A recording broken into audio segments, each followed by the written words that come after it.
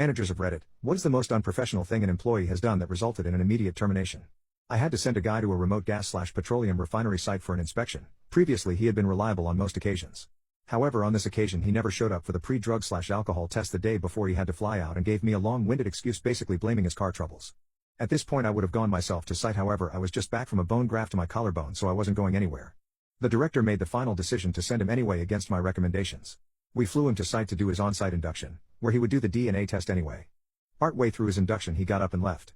I called him that night but never got an answer, so I checked with his accommodation and the hotel claimed he had checked in within the last half an hour. I was just glad nothing major had happened. Next morning I speak to the client and the client informs me that the staff member apologized for leaving abruptly and had to rush off and deal with some personal issues.